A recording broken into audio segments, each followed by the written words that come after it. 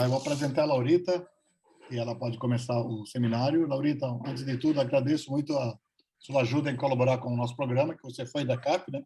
Mestrado e doutorado. Você já sabe a dinâmica do seminário, que são sempre, a gente tenta trazer pesquisadores, de preferência fora do INPE, para trazerem suas pesquisas e, quem sabe, motivar os alunos a importância de computação aplicada. Eu vou apresentar a Laurita. Ela foi aluna da CAP, né, mestrado e doutorado aqui em computação aplicada.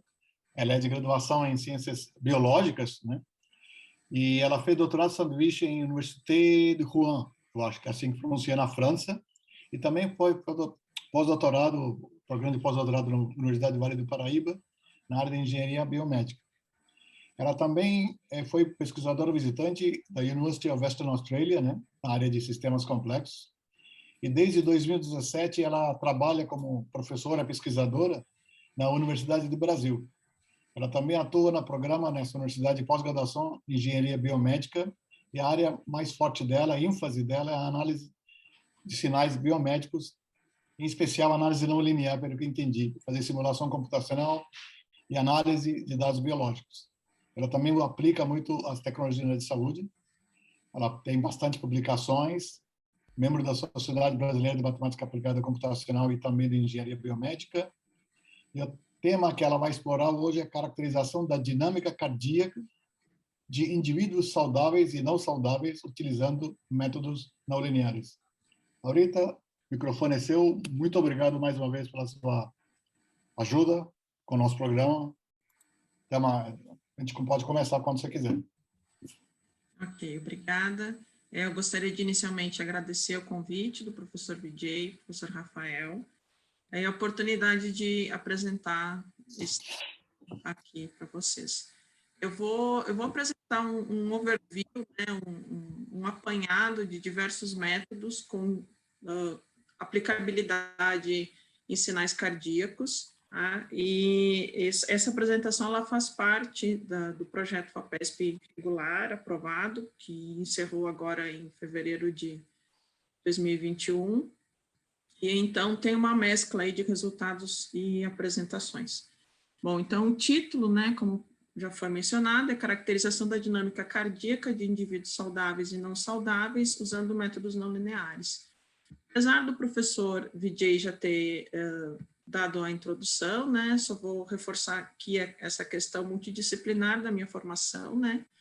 Então, sou formada em Ciências Biológicas pela Universidade de Caxias do Sul, concluí tanto o mestrado quanto o doutorado na computação aplicada no INPE, e no doutorado, né, que também deu início a esse trabalho, né, a tese foi Métodos de Sistemas Dinâmicos e Mineração de Dados para Interpretação de Sinais Não Lineares.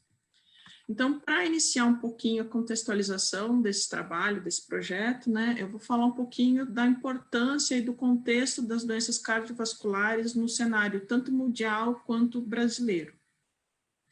Então, segundo a OMS, né, nós temos, com datas de 2017, né, que é o último relatório completo que foi reportado até então, né, antes dessa questão da pandemia, nós tínhamos 17,9 milhões de mortes, né, por doenças cardiovasculares no mundo, representando 31% aí do total de mortes acometidas mundialmente. 3/4 disso, né, desse montante de doenças cardiovasculares aí, é incidência, né, tanto em países de baixa e média renda. Tá? Baseado nisso, então, a OMS, ela apoia a prevenção, a gestão e a monitorização das doenças cardiovasculares, né? No intuito, então, de reduzir incidência, morbilidade e mortalidade da doença. Baseado nesses objetivos, então, a OMS, ela tem por estratégia, né, reduzir fatores de risco de doenças cardiovasculares, padrões de atendimento, capacidade do sistema de saúde em cuidar de pacientes e monitoramento dos padrões.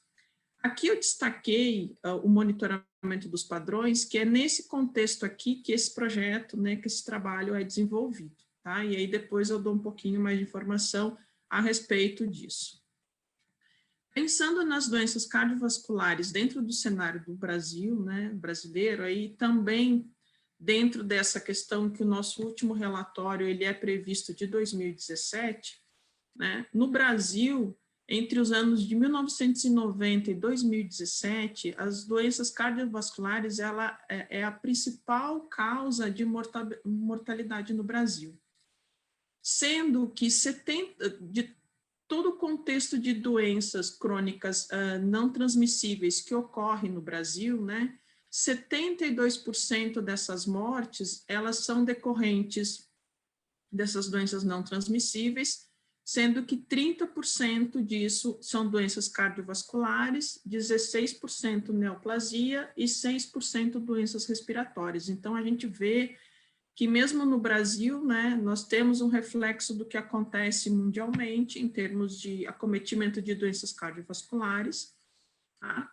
E ressaltando a importância, então, de se entender melhor esse mecanismo, né, não só em doente já num sistema patológico, né, mas também se a gente consegue prever os primeiros sintomas, né, o início dessa patologia para que não se tenha um evento adverso como a morte.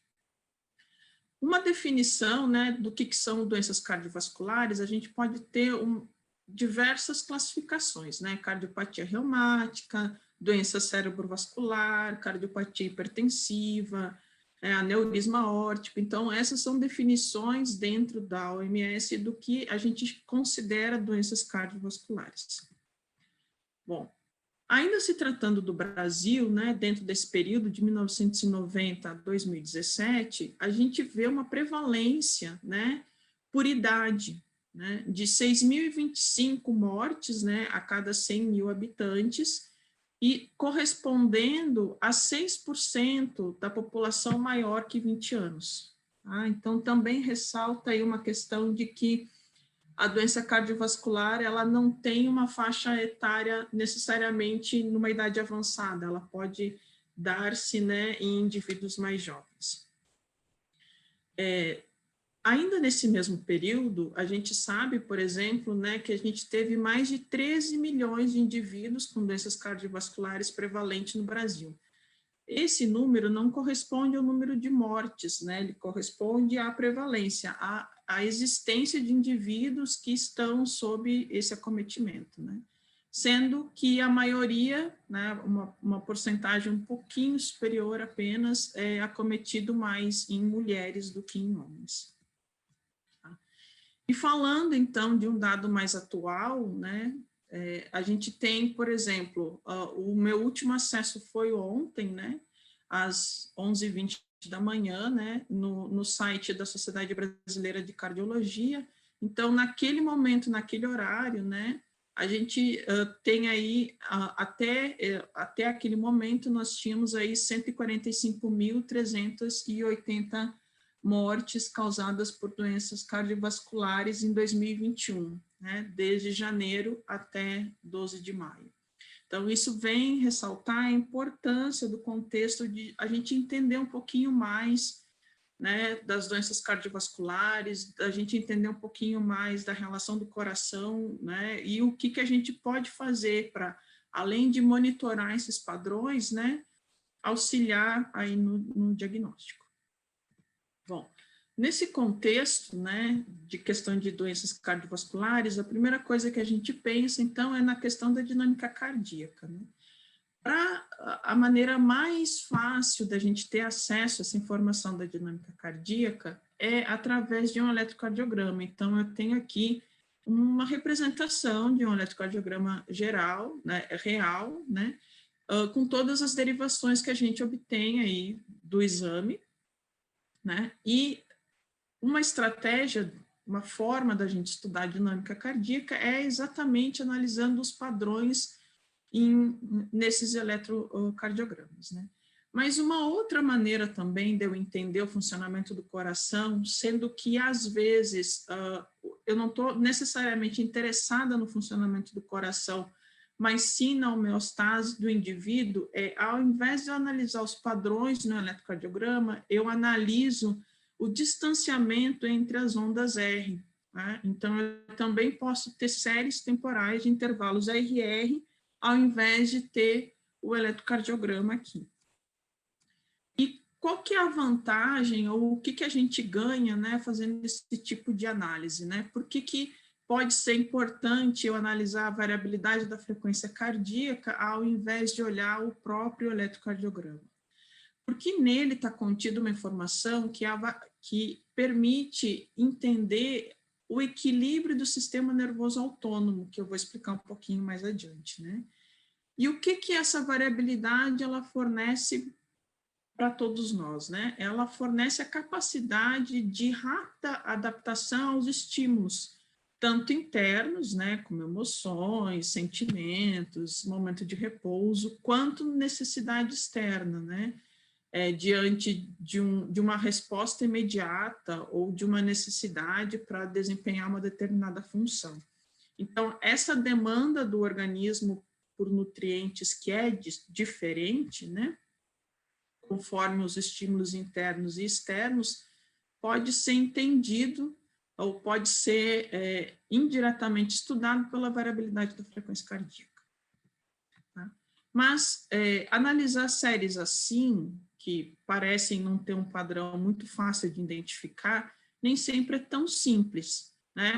Muito mais complicado do que analisar padrões em eletrocardiograma, às vezes. Tá? Então, como é que a gente pode analisar esse tipo de série aqui, né? Bom, então, só para a gente entender de onde que sai essa série temporal, né? A gente tem aqui um funcionamento do coração, observa que o estímulo ele começa nesse nó aqui, nesse pontinho aqui. Esse nó é o nó sinoatrial, ele é denominado por marcapasso natural do coração, né? E a condução do estímulo elétrico pelas fibras cardíacas aqui é que dá essa onda característica aqui do eletrocardiograma. Tá? E quando eu quero analisar o coração como uma maneira indireta de eu entender o sistema nervoso autônomo, né? Eu preciso analisar o sinal que se origina aqui nesse nó sinoatrial, tá? Então, o entendimento da dinâmica cardíaca aqui não é simplesmente pela frequência de batimento do coração, mas o que existe por detrás desse funcionamento, que é o nosso ponto-chave, né, que é o sistema nervoso autônomo. E aí, quando a gente busca lá das aulas de fisiologia, né, mesmo que há muito tempo atrás, né, a gente vê que o sistema nervoso autônomo, ele tem dois ramos, tá? O parasimpático e os glândulos simpáticos.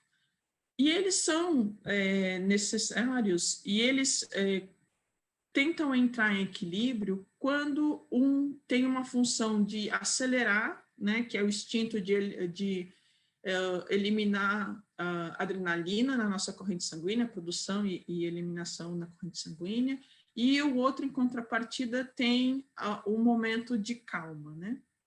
Então, se eu pego as duas ramificações, eu vou ter o parasimpático, por exemplo, que no coração tem a capacidade de reduzir os batimentos cardíacos, né, promovendo aí a volta à calma, né? E o simpático, que tem a função de acelerar o batimento cardíaco, né? Então, essa compensação, essa busca pelo equilíbrio, né, essa competição que é saudável e deve acontecer entre o parasimpático e o simpático, a gente consegue fazer inferência desse sistema, né, desse funcionamento através dos intervalos RR, então, né, que eles vão ser, né, a distância em termos de tempo, né, da ocorrência de uma onda R para outra onda R, tendo um ciclo cardíaco completo, que é quando, então, o coração ele vai contrair o ventrículo que está aqui, né, as duas câmeras inferiores aqui, e vai terminar de novo com a contração, tá? Porque são as ondas mais fáceis da gente fazer a caracterização. Então, a série temporal que eu mostrei anteriormente, né, ela é constituída por diversos intervalos RR, onde cada intervalo RR é um ciclo cardíaco completo. Bom, mas quais são as metodologias, né, dado uma série temporal assim, que nem sempre é fácil fazer inferências visuais, como que a gente analisa, né?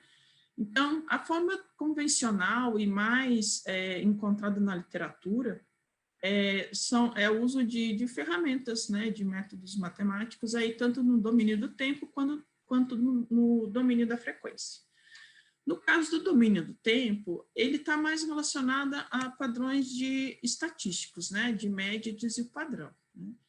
Ele é útil, né, principalmente para descrever a frequência cardíaca instantânea, tá?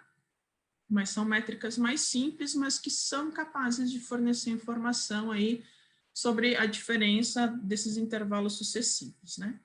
E no caso do domínio da frequência, né, uma das aplicabilidades é a informação sobre a modulação autonômica no período cardíaco.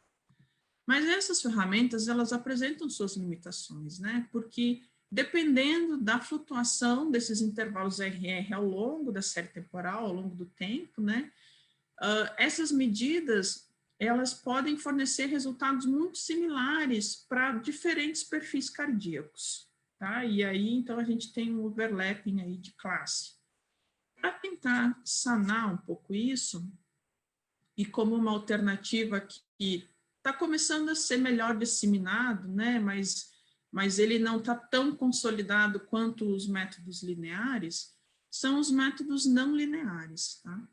Então, esses métodos, eles vão permitir características mais reais, digamos assim, ou permitir o entendimento das características num outro contexto, né, dado que o sistema fisiológico, o sistema cardíaco, ele também é não linear, porque ele está toda hora aí, dados os inputs internos e externos, ele sofre essas mudanças, né, não tem um comportamento necessariamente linear. Tá? Então, tradicionalmente, esses métodos que eu vou falar aqui, muito rapidamente, né, eles são aplicados aí bastante para análise de séries temporais, principalmente em contexto, lá dentro do contexto de sistemas dinâmicos. Tá? Então, a primeira ferramenta aqui é o gráfico de Poincaré, ou o mapa de primeiro retorno, né? E aí, quando você tem no plano cartesiano aí, as coordenadas dos pontos sucessivos, né, dos intervalos RR sucessivos, e sobre esse espalhamento de pontos nesse plano, né, a gente consegue tirar aí dois desvios padrões, né, que é o SD1 e o SD2, que é ao longo da diagonal e o desvio padrão ao longo da perpendicular, e eles vão dar informação sobre a variabilidade a curto e a longo prazo.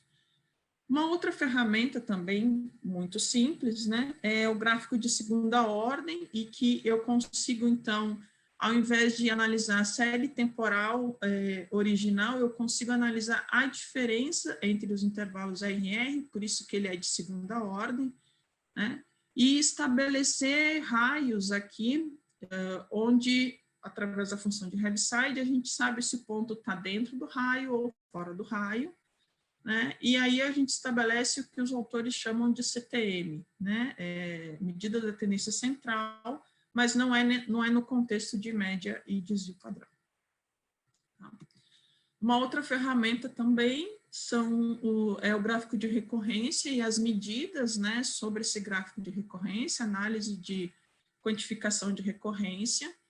E uma característica importante para a gente obter isso, né, é a gente saber muito bem a escolha do embedding e do delay, né, para poder fazer o espaço de fases aí, né, a reconstrução desse atrator, se existe, né, de uma maneira adequada, para depois aí conseguir estabelecer o gráfico de recorrência e as medidas sobre o gráfico de recorrência. Então, nesse exemplo aqui, a gente vê duas séries temporais, né, em que os padrões no gráfico de recorrência, eles são bem distintos, mas nem sempre eles são fáceis de visualizar esses padrões, né, então por isso que entram as medidas de quantificação de recorrência. E uma outra ferramenta também que surgiu, né, na análise aí junto de sinais biométricos é a análise de flutuação, DFA, né, que nessa abordagem de sinais biomédicos, eles dividem, né, em 2 segmentos aqui, de alfa, né, das inclinações, que eles associam isso a uma lei de potência presente no sinal. Tá?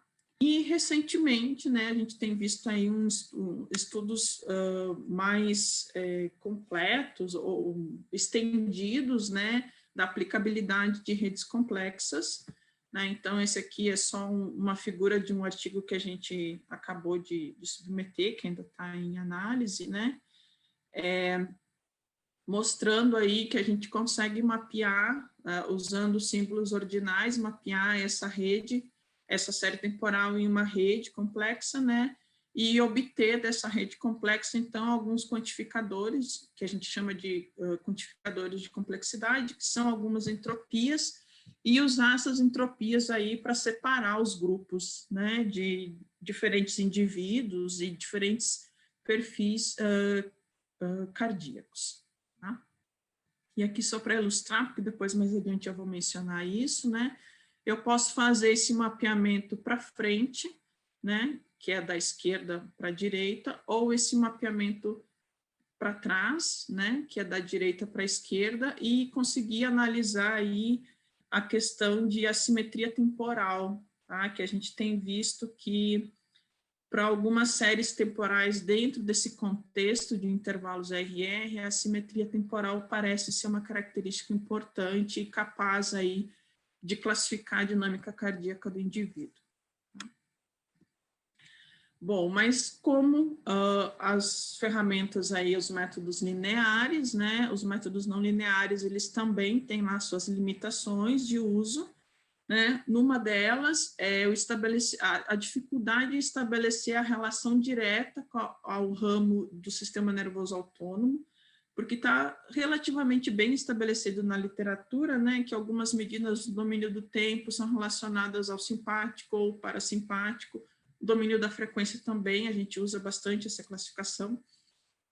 Mas quando a gente vem para o contexto das medidas não lineares, a gente tem, de fato, essa limitação de dizer que aqui eu estou vendo o predomínio do simpático ou do parasimpático. Aqui é mais difícil estabelecer isso, né? E também para aplicação de algumas metodologias aqui, de alguns métodos aqui, a gente tem a limitação do tamanho da série, né? Por exemplo, para o cálculo de algumas entropias, né, para séries muito curtas, ele tem essa dificuldade de obtenção de valor. Então, eu também tenho uma restrição relacionada ao tamanho de série aqui. Bom, outra possibilidade também é a gente usar esses métodos não lineares ou esses parâmetros que eu extraio dos métodos de análise, né, já que a série temporal ela não é tão fácil da gente interpretar visualmente, usar esses parâmetros dos métodos como input, né, para alguns algoritmos de mineração de dados, como suporte vector machine ou árvore de decisão, tá? Então, ou simplesmente aí partindo para classificação baseada em análise estatística univariada ou multivariada e fazendo análise de PCA também é possível, tá? Bom, então eu vou mostrar aqui alguns resultados de alguns trabalhos distintos, mas na tentativa aí de evidenciar que é possível fazer essa aplicação e que esses métodos não lineares, eles são capazes, sim, de dar informação, apesar das limitações que foram faladas antes, né? Depende muito das comparações que a gente vai fazer, né? Mas eles mostram uma potencial aplicação aí e ajuda a embasar a questão de que o sistema cardíaco é, sim, um sistema não linear, tá? Bom, então, como banco de dados, né, alguns tipos de dados aí que nós já trabalhamos e que eu vou mostrar um pouquinho aqui dos resultados, né? Dos recém-nascidos prematuros e nascidos a termo, aqueles que nascem aí dentro das 39 até 42 semanas de gestação, né? e os prematuros que são inferiores aí a 36 semanas de gestação. Então, a gente tem uma diferença muito grande em termos de sistema nervoso autônomo entre eles, né? E nem sempre os métodos são capazes de detectar essa diferença, né? Os jovens adultos saudáveis, que é o nosso padrão ouro sempre, né? Os adultos cardiopatas, os submetidos à dieta de baixa calorias, crianças saudáveis, crianças com sobrepeso. Recentemente, nós fizemos alguns trabalhos com policiais submetidos a teste de estresse, né? E aí a gente obtém a resposta imediata cardíaca deles naquele momento, e enfermeiras durante o turno de trabalho.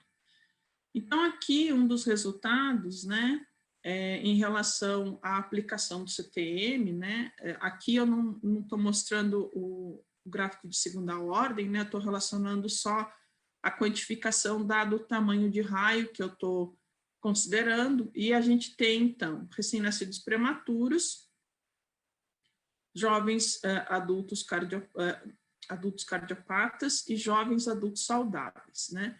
O que acontece é que, depois de um determinado raio, né, todos os meus pontos aí, eles são sobrepostos, eu não consigo identificar a diferença entre os grupos, eu posso estar olhando simplesmente para a questão de ruído, mas eu tenho aqui uma clara distinção entre os grupos.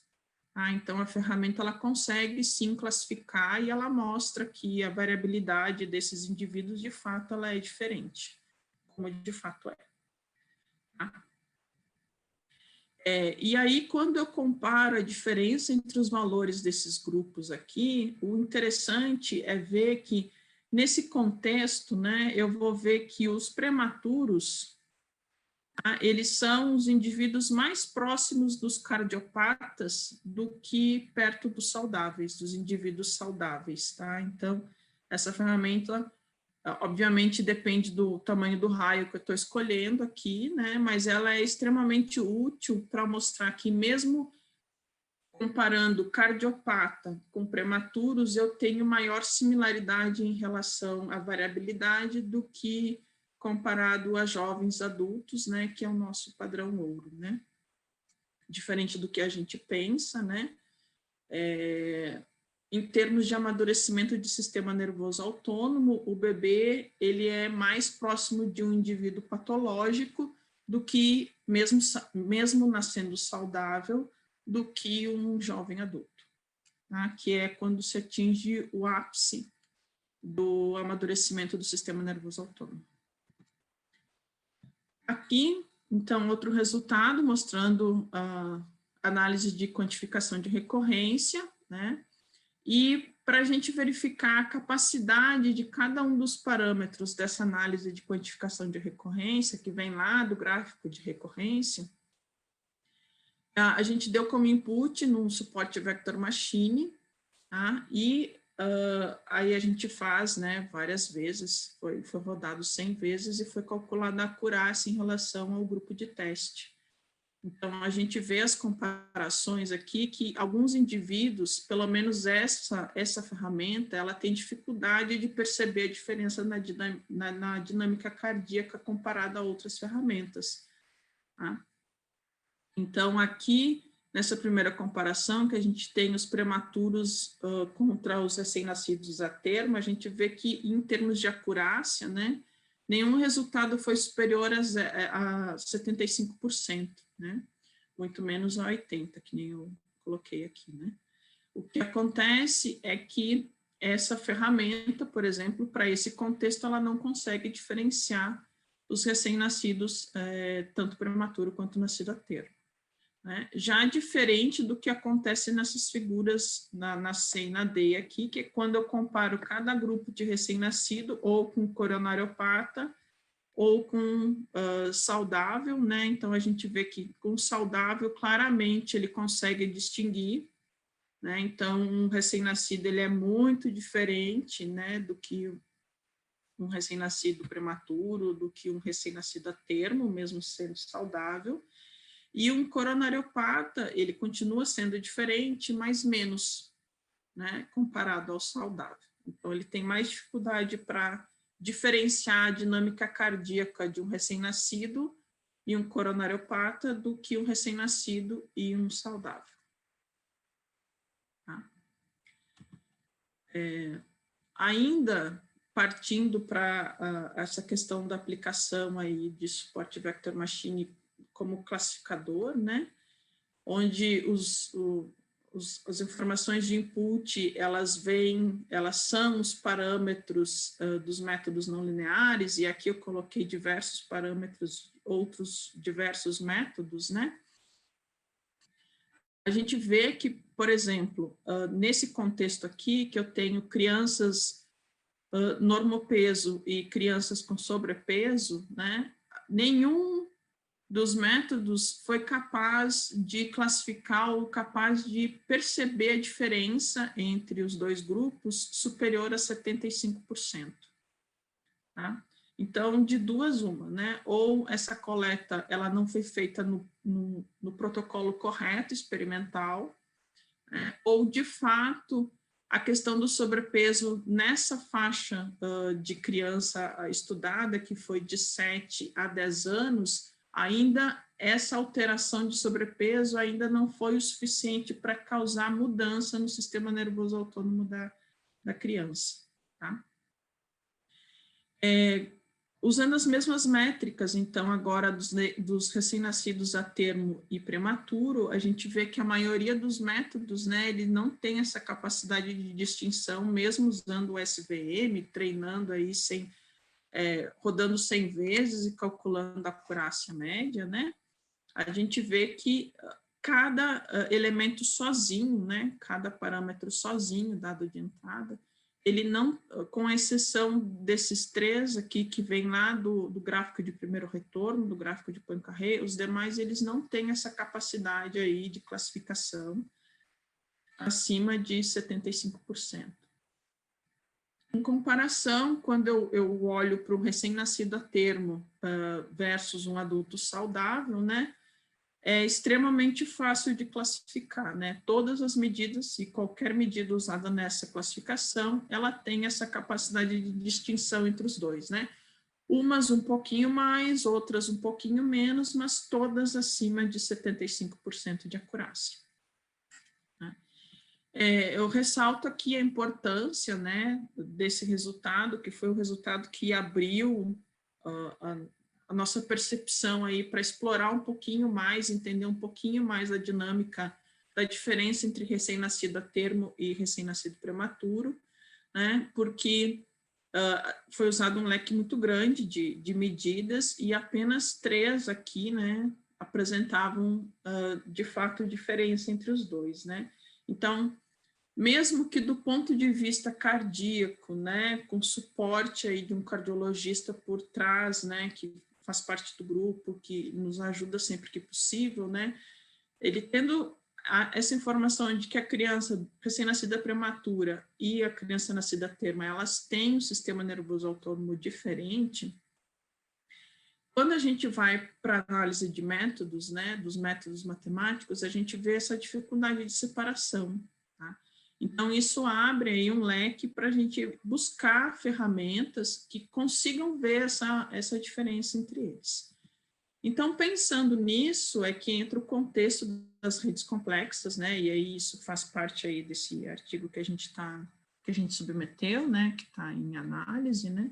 A gente vê que quando eu uso, né, dessa abordagem, e aí aqui eu tenho os resultados, são só p-valores, né, da comparação de prematuros e recém-nascidos a termo para diferentes dimensões, né, no espaço n-dimensional aqui, variando de 1 a 16, né, e variando também os valores de tal, lá do delay, do time lag, né, aqui foi de 1 a 4, então cada símbolo aqui representa, está relacionado aí a um tal. A gente tem que, quando eu olho para os valores das entropias, aqui é a entropia condicional que foi calculada sobre a matriz de adjacência dessa rede, né, e da entropia global da rede, a gente tem claramente diferença estatística aqui presente, tanto no mapeamento para frente quanto no mapeamento para trás da rede, mostrando que para baixas dimensões, aí até 6 dimensões, embedding de até 6, né, usando o tal de 1 a 4, eu consigo visualizar a diferença estatística, sim, entre recém-nascido prematuro e recém-nascido a termo, de uma forma muito mais clara do que os métodos anteriores, né? Tanto desse lado, que é o mapeamento para frente, quanto o mapeamento para trás, e eles são, assim, resultados muito parecidos, né? E aí reforça, então, que o que o RQA, por exemplo, né, ou que os outros métodos anteriores não conseguiam ver a diferença entre um recém-nascido prematuro e um recém-nascido a termo, né, elas existem e as redes complexas, elas conseguem aí nos dar essa informação. Tá?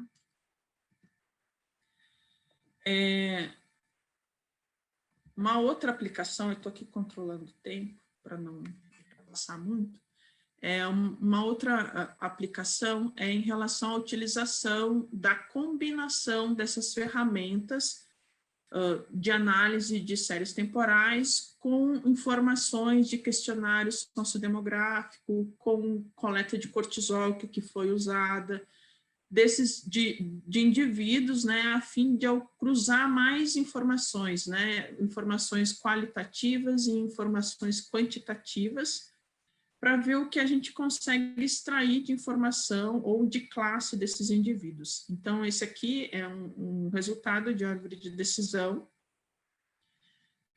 de policiais, né, que foram submetidos a um teste de estresse. Então, foi feito coleta de sinal em repouso durante o período de estresse e passado 20 minutos depois desse teste, né?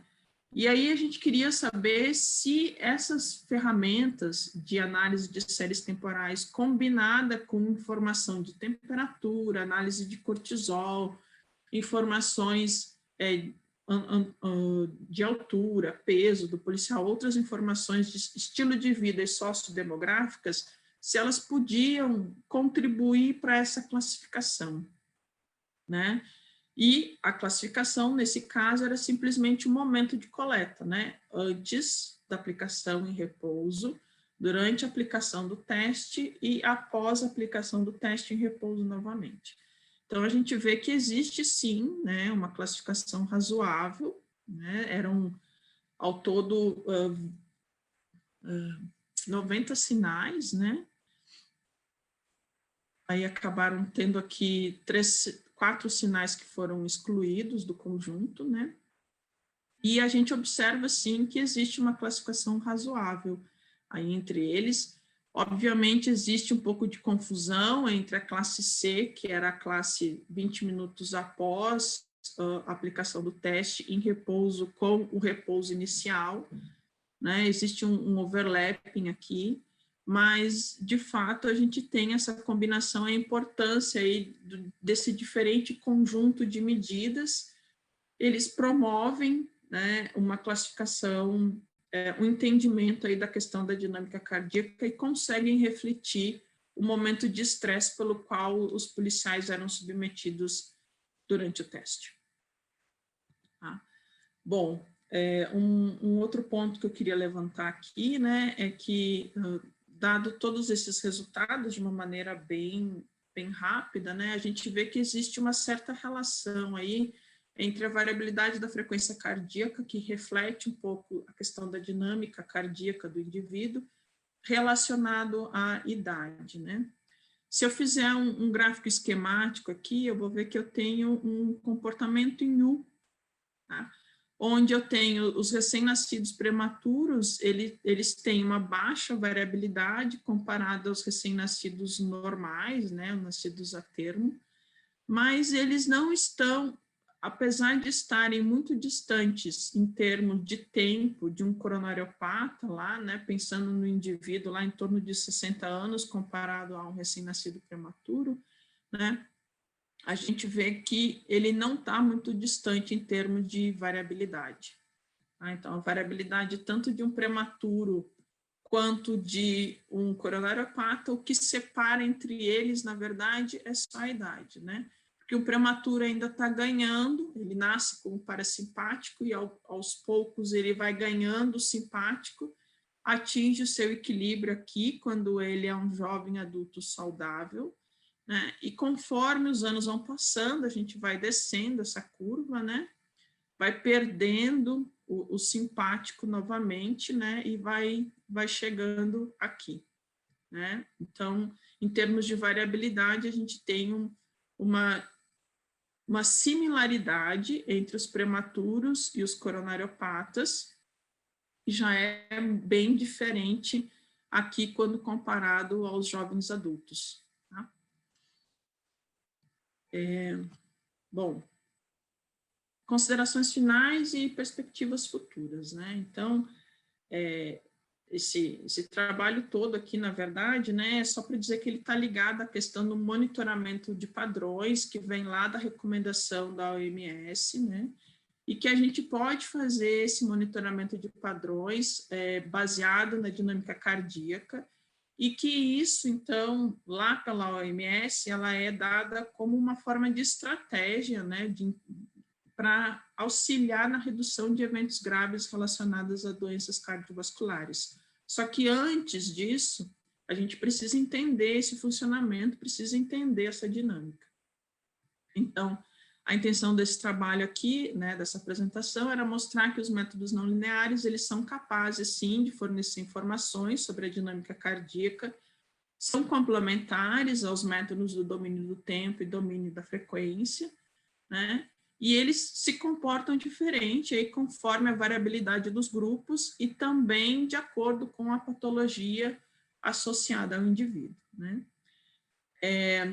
Para tentar melhorar a compreensão dessa dinâmica cardíaca, a classificação desses diferentes grupos, dado a dinâmica cardíaca de cada um, a gente pode acoplar aí outras informações vindas de outros nichos, né, como o questionário sociodemográfico, como outras medidas como análise de cortisol salivar, que foi no caso do trabalho daqueles policiais, aferição de pressão arterial, aferição de temperatura, tá? Entretanto, né, o desafio muito grande, né, que são aí os próximos passos que é desejável, né, é que uma vez que a gente compreenda melhor essa questão da dinâmica cardíaca que está associada à homeostase, lá o sistema nervoso autônomo, como eu mencionei anteriormente, é trazer essas ferramentas, né, o uso dessas ferramentas numa aplicação em tempo real, tá? Porque tudo que a gente faz aqui é tudo offline, né? A gente coleta o sinal e depois a gente passa para o processamento do sinal, a filtragem, tudo até a aplicação dos métodos, né? E a intenção é que essas ferramentas elas fiquem então disponíveis para uma aplicabilidade em tempo real, visando aí um auxílio diagnóstico, já que elas mostram que elas têm sim essa capacidade de distinção da dinâmica cardíaca e podem ser úteis. Bom, então essas aqui são algumas referências aí que eu mencionei ao longo da apresentação. Aí eu queria agradecer aí a todos pela atenção. Então esses são os projetos ao qual, né, esse projeto, os processos que esse projeto recebeu de suporte, né, e agradeço a todos pela atenção. Laurita, muito bom, muito boa palestra, uma aplicação bem real, né? Agora eu vou pedir para o professor... Oi? A ideia era essa, que a gente Exatamente, é um problema interessante, né? E é necessidade de, até para, em termos de saúde em geral, né, é importante várias pesquisas da academia para ajudar na medicina também, né? E quanto mais ferramentas é melhor. Nesse sentido, enquanto os alunos preparem as perguntas, deixa eu fazer 3 observações. Uma é o seguinte: por enquanto eu vi que uma das coisas que me chamou a atenção, minha pergunta era a aplicação real. E o desafio era justamente isso: como esta ferramenta pode, no tempo real, já como por exemplo numa cirurgia ou num diagnóstico mesmo, auxiliar o médico. No momento, como é que vocês fazem? Vocês pegam dados, não sei se são públicos, ou médicos podem te passar imagens, alguma coisa para vocês testarem? Como é que funciona? Na verdade, a gente usa de duas frentes, né? Uma frente é usar banco de dados públicos, então, um banco de dados que tem esse tipo de dado é o Fisionet, né? Ele tem os dados anotados, a gente baixa os eletrocardiogramas e faz a extração dos intervalos RR, né? E outra forma, eu tenho como colaborador um cardiologista na FAMERP, lá na Faculdade de Medicina de São José do Rio Preto, né? Entendi. Desenvolvi alguns trabalhos durante o doutorado com ele também. A gente coleta, na verdade, atualmente os alunos eles submetem projeto para o comitê de ética, esse comitê de ética é aprovado, eles fazem essa coleta desses sinais. Entendi. E pode ser de duas maneiras, usando o eletrocardiograma, e aí a gente faz a extração, ou usando um frequencímetro. Ele é um pouquinho mais sofisticado do que esses frequencímetros de atividade física aí, mas é super acessível também, e os alunos, eles mesmos, como são a maioria da área da saúde, eles montam um protocolo e fazem essa coleta. Então, dos resultados que eu mostrei aqui, alguns resultados vêm de banco de dados público e outros já vêm dessa coleta, dessa coleção que ao longo dos anos aí eu tenho feito. Entendi. Legal, legal.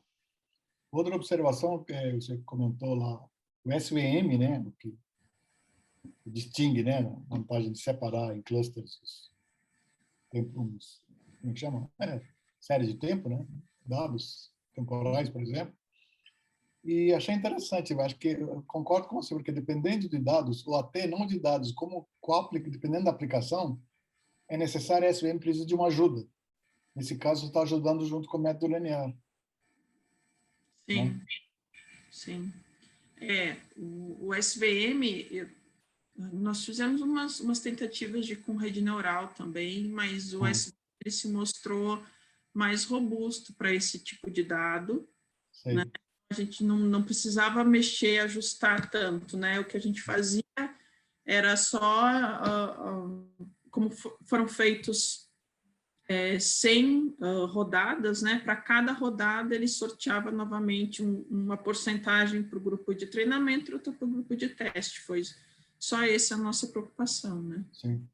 Uma outra coisa, indo na direção daquele desafio de aplicação em tempo real, também pensar em alguns métodos computacionais de aprendizado, né? Para poder auxiliar, né? Com bastante experiência, com base de conhecimento, tentar isso. Acho que vai ser bastante proveitoso, eles têm bastante perspectivas no futuro, esses trabalhos aí. Tem. O desafio, e pensando em aplicação real, tem mais um desafio, né? Porque você precisa de uma quantidade mínima de pontos para que o método funcione, principalmente o não linear, né? Você tem aí restrição, então você precisa aí de um certo tempo de coleta para depois que essa entrada depois comece a acontecer automática. Legal. Então tem um certo delay que é intrínseco da análise da metodologia, a não ser que a aplicação, usando a mineração de dados ou inteligência artificial, ela fosse sobre a série, né? Diretamente sobre a série, não sobre os parâmetros que vêm dos métodos, tanto lineares quanto não lineares. Tem um certo delay, inclusive para filtragem, porque o tipo que eu uso, ele é janelado, ele usa 7 pontos por janela. Então, eu preciso pelo menos esse delay aí de 7 batimentos cardíacos para começar a filtragem do processo. Não, tá certo. Tá certo. Bom, pessoal, agora é a vez de vocês aí fazerem perguntas, aproveitarem a palestra da Lolita, que tem bastante aplicações, até métodos do próprio vocês estão desenvolvendo, dependendo da aplicação. Tem uma pergunta de Marco Antônio. Parabéns, papapá. Ele tem interesse em verificar as ferramentas utilizadas para aplicações de séries temporais relacionadas ao clima espacial, por serem não lineares. Ele está perguntando se tem algum repositório como o GitHub para ter acesso a esses dados. Eu acho que ele está... Não entendi a pergunta, mas eu acho que o que ele quer esses dados públicos que você está usando, será que ele pode aproveitar para testar? Para aproveitar até as redes de inteligência espacial? Pode sim. Ele está falando das ferramentas, eu acho. Se ele está falando das ferramentas, sim. As ferramentas, elas são originalmente, com exceção do DFA, todas elas surgiram em outras aplicações. Entendi. No contexto de sistemas dinâmicos, né? O que acaba, a gente aproveita esse leque aí, dado que esse sistema tem um comportamento não linear, é para usar nesse contexto também. Entendi. Tem, inclusive na CAP tinha disciplina, não sei se agora continua na grade ainda, a disciplina de sistemas dinâmicos. Todas essas ferramentas vêm de lá. Sim, eu acho que ainda tem, né? Acho que é Albert que dá essa matéria. Algumas disciplinas também do professor Reinaldo, também de análise de séries temporais, também é completamente aplicável. Não, tá certo. Reinaldo, pergunta aí enquanto os alunos estão se preparando. Oi, Laurita. Deixa eu fazer uma pergunta, aliás, duas perguntinhas para você. A primeira, eu já vou fazer as duas, tá? Depois você responde junto. A primeira é sobre os padrões, a transição assim, de padrões para fibrilação, por exemplo. Se tem algum trabalho detectando esses padrões que são importantes, né? Que a gente sabe que, na maioria das vezes, pode levar a óbito. Essa é a primeira pergunta. Ligada a essa pergunta, a gente sabe que tem aqueles trabalhos bem interessantes com dados espaço-temporais, né? Do grupo do Flávio Fenton, lá, que tem aquelas simulações do ventrículo esquerdo. Então, tem as imagens que levam às espirais, e das espirais vai para aquela fragmentação que é a fibrilação. Como é que está o trabalho de vocês em relação a esses problemas aí, trazendo dado espaço-temporal junto? Comenta um pouco, se você puder, por favor. Em relação à questão da fibrilação, nesse contexto, né, nessas análises aí, nenhuma delas eu considerei fibrilação, porque a gente remove fibrilação do sinal. Por quê? Eu removo lá no processo de filtragem, tá? Porque quando a gente está olhando para a dinâmica cardíaca, pensando na análise do sistema nervoso autônomo, a gente só precisa da informação do início do impulso nervoso. Então, eu tenho que ter certeza que o meu impulso, ele começou de fato com a informação vindo do sistema nervoso autônomo. E a fibrilação, ela tem várias causas. Entre elas, ela pode fibrilar no próprio músculo, porque o coração é um dos únicos órgãos que ele consegue, digamos assim, bater por ele mesmo, né? Tanto que em morte cerebral o coração ainda fica mais um tempo batendo, né? Então, mesmo sem essa informação do sistema nervoso autônomo. Então, fibrilação e arritmia eu removo dessa análise, eu só olho para o ritmo sinusal. Tá?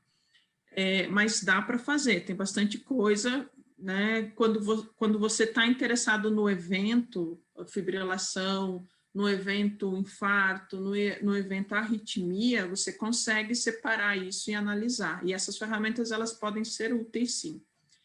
Mas eu não tenho usado neste momento. Em relação à análise espaço-temporal, você está falando do vectograma, né? Eu acho que é. Sim. Isso eu também li os trabalhos e estou muito interessada em tentar fazer alguma coisa, mas ainda não migrei para essa região, não. Mas é muito interessante porque ela vai conseguir te localizar, né? E é quando você precisa da localização, inclusive para fazer simulação de coração 3D, tudo, é interessante que você consiga localizar a região do coração onde o evento está acontecendo, né? Mas eu ainda não migrei para essa parte de análise, ainda não. Tá bom, querida. Obrigado aí. Parabéns. Excelente palestra. Obrigada, Reinaldo. Pessoal, mais alguma pergunta? Outra curiosidade, você falou dos jovens adultos saudáveis, né? Sobre que realmente é o que o ideal, né? Mas eu estava falando com o médico que eu trato de colesterol, que eu tenho colesterol alto, eu tenho que tomar remédio para o resto da vida, para não deixar de tomar cerveja, né? E aí ele fala o seguinte, que apesar desses jovens adultos saudáveis são excepcionais, que é o ideal, que tem uma certa idade, né? Assim, 25, 30, 40, mas se eles tiverem algum problema cardíaco, chances são muito grandes de ser fatal, parece. Sim, sim, exatamente. E aí você está falando de algum problema congênito, que pode vir lá desde o nascimento, né? Entendi. Nesse caso. O que acontece é que, assim, esse jovem saudável, eu não queria contar. Esse jovem saudável é, assim, até os 25 anos, né? Dos 19, não vai nos 40. Né? No 40, a gente já está descendo a gaussiana aí, né? Já está perdendo função. Ainda somos saudáveis. É possível você chegar aos 60 anos com uma dinâmica cardíaca completamente saudável. O que você está fazendo, você está perdendo o simpático ao longo do tempo depois disso. Né? Então, esse ápice aí da literatura que eu tenho lido, que eu tenho acompanhado, né, a gente imagina que seja aí beire os 25 anos. Claro que tem suas exceções. Claro. Né? Mas, em geral, o jovem que não tem um problema genético, né, que não desenvolveu uma cardiopatia lá na infância ainda, porque é possível, né, não tem nenhuma questão de malformação, ele é considerado padrão ouro. E, obviamente, a medicina é um pouquinho diferente da matemática, né, que quando a gente tem aí uma resolução de uma equação, você resolveu a equação e vai ser sempre daquela maneira. No caso da medicina, não, né? Então, a gente tem uma diversidade muito grande, inclusive para o que a gente chama de normativo, daquilo que a gente chama de padrão normal. Cada caso é um caso, isso que é o problema. Jovens saudáveis que têm cardiopatias, né? Não, é verdade. Outra coisa, nosso organismo é tão complexo que muda de um irmão para um irmão, então é muito difícil de você criar uma receita genérica. Claro, existe uma receita genérica para dar uma massagem em termos de cuidar. Por isso que eu acho que medicina também não é tão ciência exata, por causa disso. Exato. E tem mais uma questão que é bem interessante, porque quando a gente analisa, daí agora o Reinaldo pode, de repente, me corrigir se eu estiver errada, mas quando a gente analisa séries temporais, você busca um padrão. E quando você está na procura do padrão, geralmente, quando você associa sempre aquele padrão, você vai ter um desvio padrão pequeno, né? Porque aquele padrão está acontecendo muito e ele é bem frequente, muito similar os eventos entre si, né? No caso desse contexto da variabilidade da frequência cardíaca, é muito difícil encontrar um padrão, porque o padrão é não ter padrão. Aqui, quanto mais variação você tiver, mais saudável é o seu organismo, é a competição entre o simpático e o parasimpático, que a gente chama de equilíbrio, né? Porque eles estão sempre em competição. E quanto mais parecido o padrão que se repete mais vezes, né, como lá no gráfico de recorrência, a gente tem uma situação de patologia, porque o indivíduo está variando menos, então a capacidade dele responder aos estímulos é diminuída, né? Sim. Aqui o entendimento é sempre o contrário, né? Quando a gente analisa a variabilidade da frequência cardíaca, a gente está buscando variação, a gente quer que os indivíduos sejam de fato muito variáveis nesse contexto. Sim, claro, para vocês terem uma gama de... Não, isso é verdade. Né? Outra coisa também que eu vejo próprios médicos, né? Porque, vamos dizer, por exemplo, tem um bom número de médicos, mas os casos que eu já ouvi falar que não estava conseguindo resolver uma pessoa, foi para São Paulo na hora, não, isso aqui é isso, que é o caso conhecido. Para São Paulo tem, assim, uma imensidade de estudos de casos, né? Que aumenta a experiência de cada médico, por isso que eles dizem que pessoas que trabalham na Médicos Sem Fronteiras têm uma bagagem muito grande, porque eles veem diversidade de casos. Maior. Impressionante, né? Mas é isso aí. Pessoal, tem mais alguma pergunta? Não? Então, Reinaldo, tem algum comentário? Bom, eu vou fazer um comentário, Ah. porque os meus alunos aí que estão fazendo, que estão participando da disciplina agora com séries temporais também, né?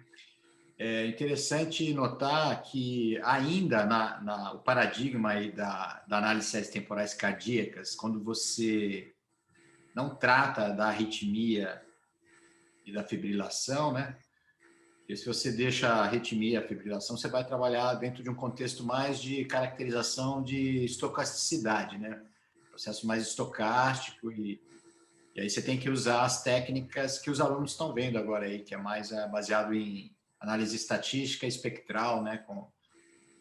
Agora, é muito forte, né? Quando você está analisando essas não linearidades, a presença ainda da abordagem baseada em teoria do caos, né?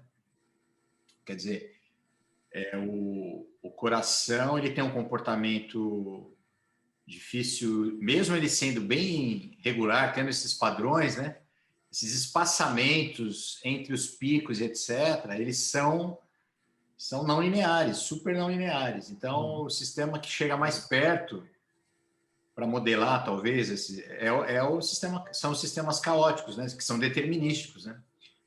Então, é bem interessante observar isso, né? Só para colocar esse assunto aí. Portanto, nem todas as técnicas que dão mais certo com séries temporais caóticas são as técnicas mais apropriadas para analisar os batimentos cardíacos. Agora, se você leva em consideração a parte estocástica, mais estocástica, que seria aí a transição de uma taquicardia, de uma arritmia para uma fibrilação, etc., aí talvez sejam as ferramentas mais de cunho de análise estocástica mesmo. E que eu acabei removendo, né? Essa questão da fibrilação, da arritmia, tudo isso foi removido dessa análise funcional, exatamente pensando nisso.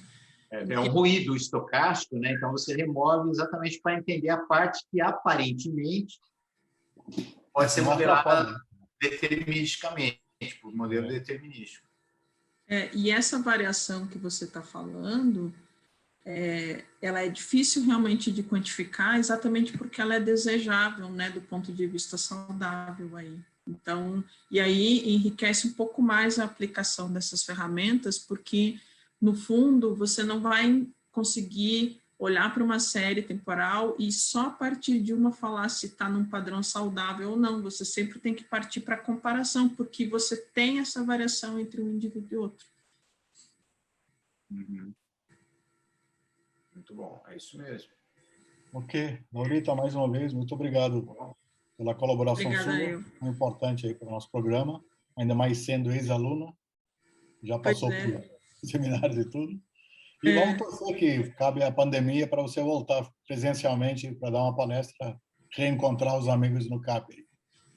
Ótimo, eu fico à disposição, foi um prazer conseguir colaborar, mudar um pouquinho de lado, né? Antes a gente... Exatamente. Mas, assim, agradeço aos comentários, ao Vijay, ao Reinaldo, aí as perguntas, e eu fico à disposição.